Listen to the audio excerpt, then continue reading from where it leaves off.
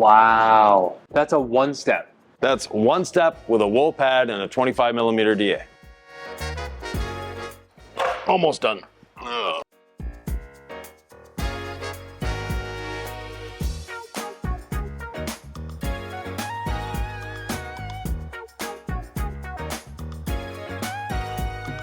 It's time to take this from backwoods bruiser to Boulevard Cruiser. Hi, I'm Ivan. I'm Nick. And this is DIY Detail.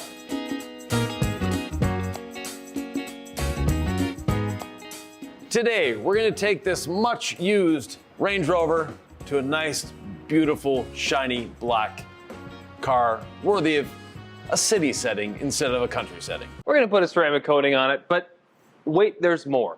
We are going to use our paint correction system to rescue this paint, and I think that is worth you sticking around for. Right. We can see that the paint has been off-road more than once. This vehicle, when we first got it, was covered in mud, and you can see that in a video linked below.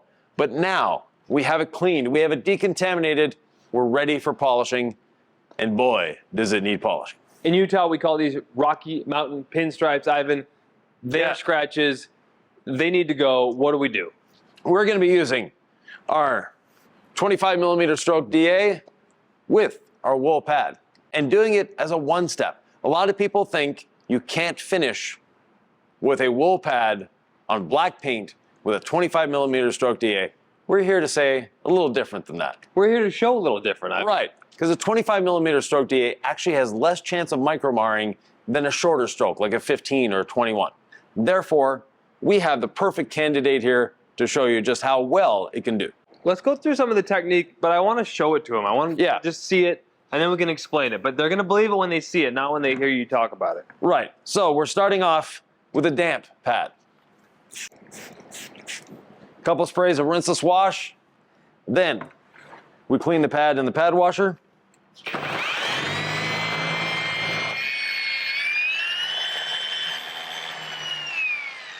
Spin it out till it's just humid, not wet.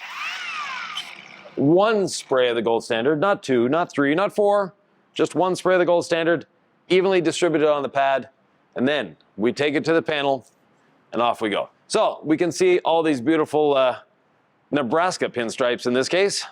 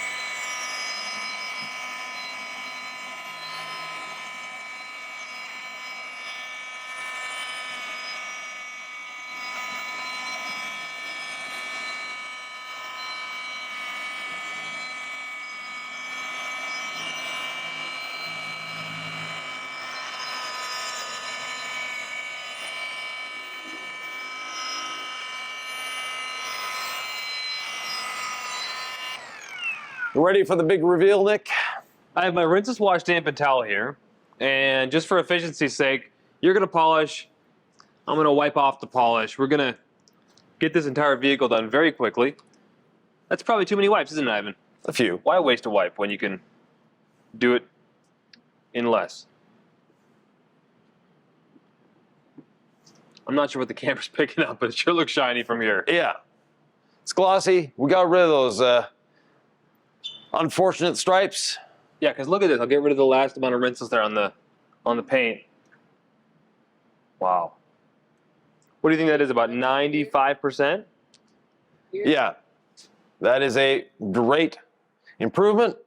We have done what we need to do to the paint, and we haven't removed a lot of clear coat. We haven't done an excessive amount of polishing to the vehicle. Quick pass, that's all we need. Well, this Range Rover is years old. I don't know what year it is, but we don't know if this paint's been polished before, right? We're trying to be best stewards of vehicles here with limited amounts of clear coat. We need to respect what we don't know Exactly. and what is only available in a finite supply. Right. Which is clear coat. Right. And we know that he's going to be going off-road with this as soon as we give it back to him. These stripes will come back, but the coating will make it a little easier to maintain, and we want him to have that, oh, look how nice it is feeling at least once. Why not finish with the rotary and the jeweling pad just to give it a little extra gloss? We could, and it would give it such a minute amount of gloss that it wouldn't really make a difference. This paint has a lot of metallic to it, Yep. and that metallic really aids in not needing a second step. If we don't need to do 2 steps, we don't do it. Right, so trust your eyes. If it looks a little bit less than ideal, then go for the jeweling step. Right. Or the yellow pad on the dual action if you're looking for a little bit more gloss. Exactly. But I look at this and I say gloss. Yeah. I'm detailer programmed in my head to do a second step, but you're the expert with the eyes. You know what customers see, right? We just don't need it. Yeah, and even if we did a second step, we wouldn't have much more improvement than we have now. Agreed. Hopefully that helps somebody at home who may just do the second step to do it. Yeah. Like I would. Yeah. So it's looking great. You can see us in the reflection, and everything is what we need it to be. So we're going to buzz through this and at a couple different areas show you where we're doing what we're doing and why we're doing it, but just to show you how easy and simple this actually is. So we'll start off with the clean pad as always.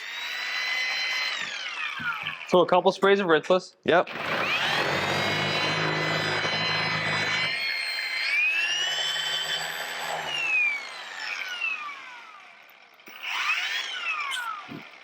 Back down to speed 3, and we're starting, of course, with a full battery. We'll see where we are when we end.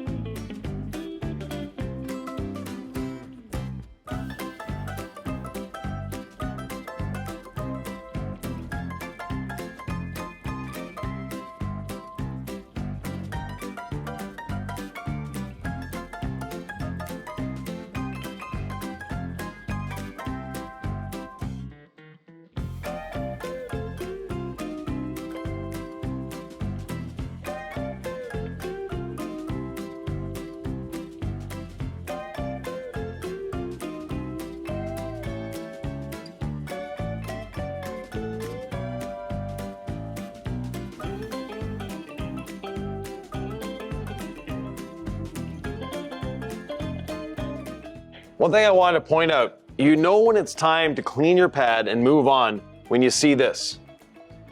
So from here over, this is what it should look like.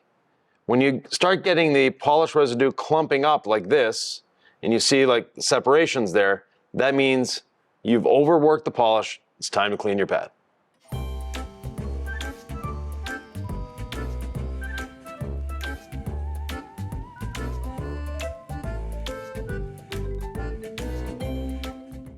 Just want to show you the difference the polishing can make on these B-pillars. First of all, these are scratches. They don't just wipe off. This is a damp towel. Now I'll move this one out of the way. Don't worry, we don't get sling with our system.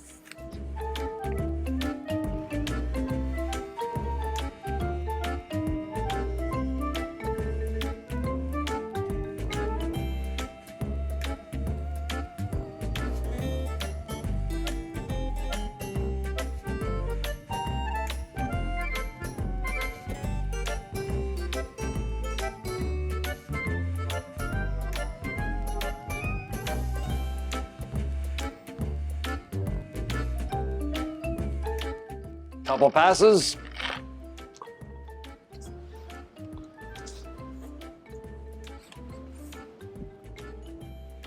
And then with a dry towel,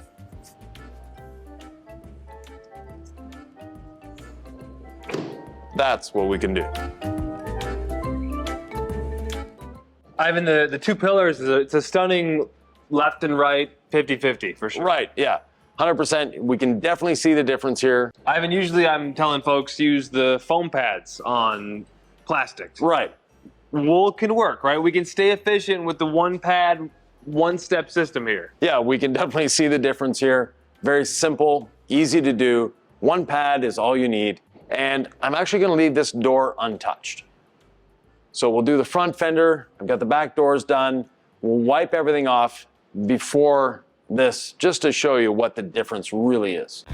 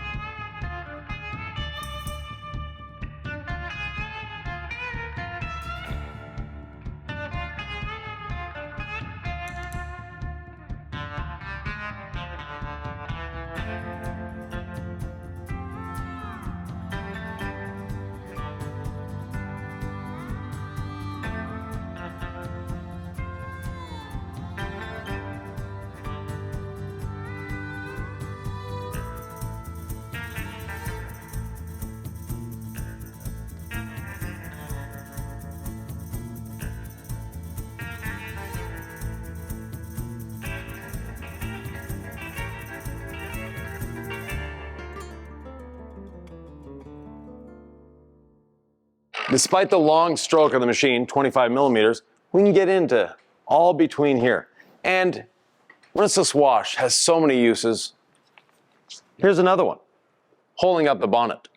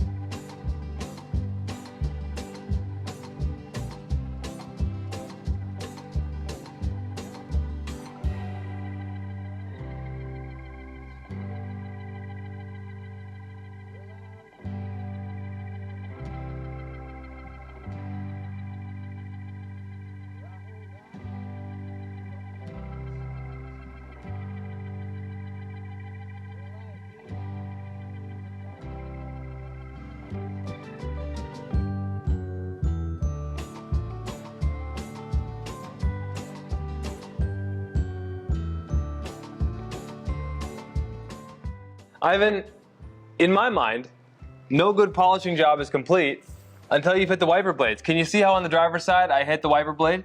Yeah. Just a light pass with gold standard polish and wool.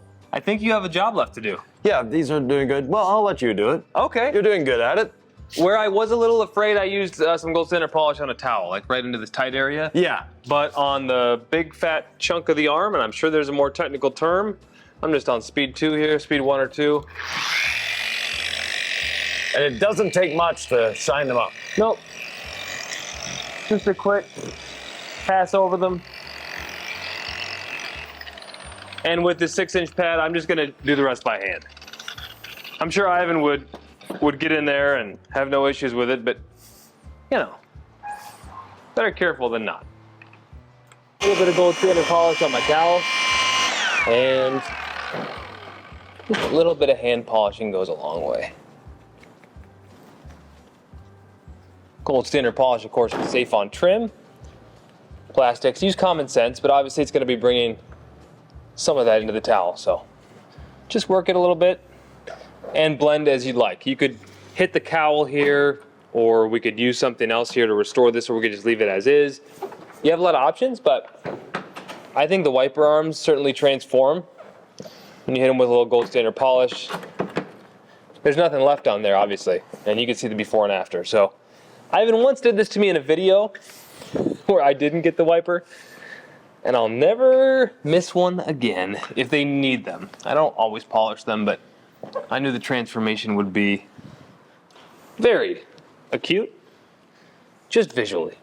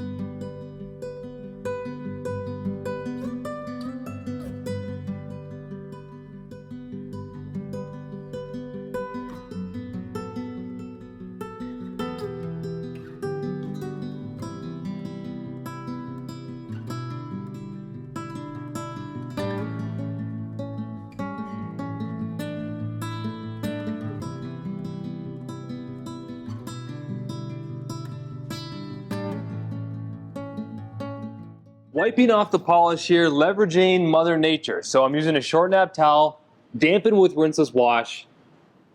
And instead of following right away with my dry towel, I'm just gonna let Mother Nature dry a little bit on the vehicle for me. I don't wanna be shaking the car because I'm having to wipe off with such vigor. I don't wanna be driving the towel into the paint that hard. I don't wanna be working that hard. So I already did the roof. Now I'm gonna do the windshield. Now I've got my dry towel. And if it's hard to wipe off, I know I could probably wait a little bit longer. And that's how I just try to work smarter, not harder. Removing the polish, enjoying the process, Ivan. That's a huge part of this, is not making it so difficult that you feel like you have to fall over at the end of the day. No, exactly. You know, detailing is fun. And letting nature run its course sometimes helps you a lot. Like this. You know, using the rinseless dampened towel, I'll go over this fender, like Nick did on his section of the roof there. let it sit for a few seconds. And even if it dries on the surface, I'm not that concerned. I can come, wipe the door, and then I'll go back to the fender. Now, we purposely not polished the front door here just to show you how striking of a difference this is. Can we get a close-up on that striking difference? Oh, we don't have it yet. We're not there yet. Okay, I can't see. Yeah, once the polish is all wiped off, we'll be able to show just how much an improvement a couple minutes of polishing can make. Even this roof looks really good. I know no one's ever going to see it, so I wasn't overly concerned about it, but it's very shiny, which is the idea.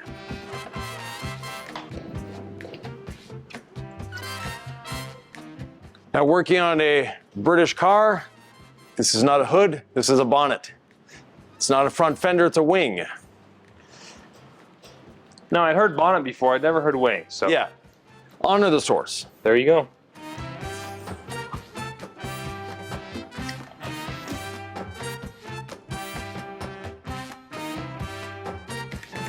When did you come up with the rinseless wash, dampen towel to remove polish residue? When did that eureka moment happen for you? About 20 years ago. Okay, walk me through how it happened, because I know you think about this stuff all the time. Probably at dinner, wondering why your employees weren't efficient enough. Yeah, it definitely is a time-saving thing, and that's how it started. No, but seriously, how did you come up with that? I mean, I guess it's just common sense, right? Something on your towel might cut through the polish quicker. It was just trial and error. Okay. A lot of R&D is just lots of trial and error. It's just truly doing a lot of detailing. Yeah. And not being afraid to try different things. And luckily for us, we're doing our R&D in our body shop, so if we did screw something up, we could repaint it.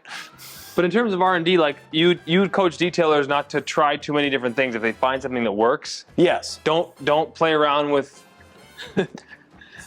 Don't do what I do. Exactly. Like YouTubers maybe can do product reviews because it's good for them, and an enthusiast try as many products as you want. But when you coach a detailing business, you aren't telling them try every new product you see on the internet. No, the opposite. Find something that works and keep it.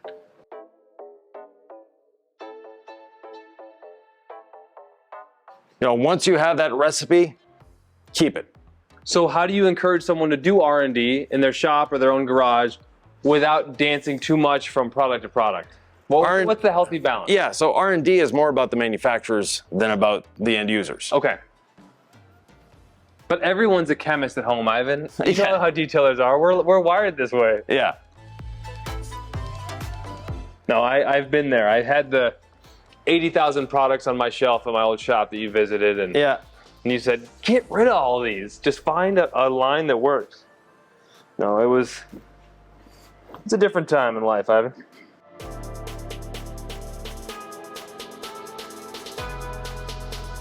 And when a company designs a set of products like we have, they're designed to work together in a system. At least you hope so. In our case, they are. So, but that is, part of a recipe. And if you're using that winning recipe that a company has spent time and effort to design, Yep. then it's sort of a cheat code. There you go. Now, it's like buying a cookbook and then deciding, well, they said to use this ingredient, but I'm going to use this one instead. And then I'm going to put it on a black plate instead of a white plate, and this, that, and the other thing. And at the end, your family is going, that's not good. Unless you're so gifted that you can get away, you know all the rules and you know when to break them, then you're in a different echelon, right? Then it's fun. You can just Well, not only put a that, product into your glove and look at it and be like, I know it's going to work. Like if you're at that level. well, it's also having the time to do that. Yeah. And as a professional, you don't really have that time. For me, I was lucky. In our shops, my job was R&D. It was making sure the employees were using what they could and how they could to do it better for them.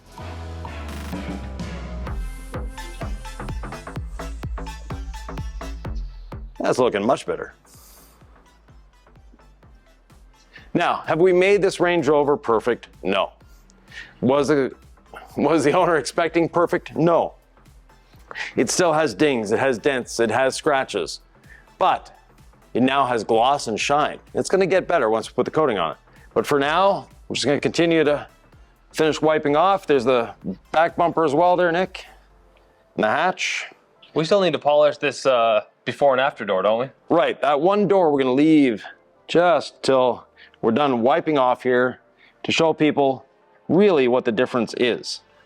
Because it stands out more and more as we clean up the rest of the truck.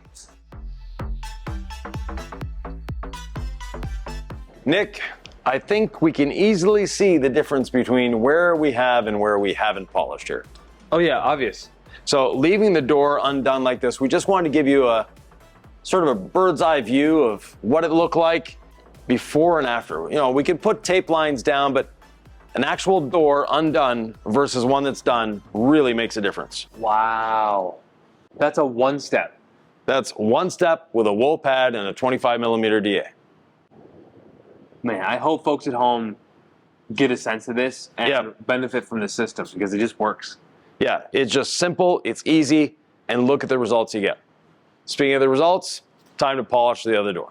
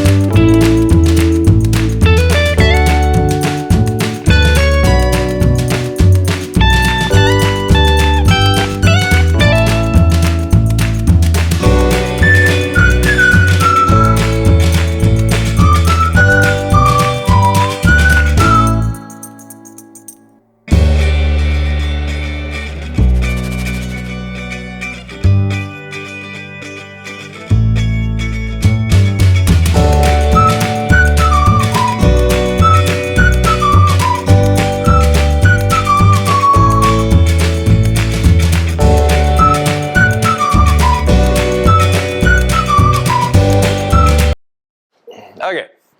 All right, let's coat, Ivan. Panel prep.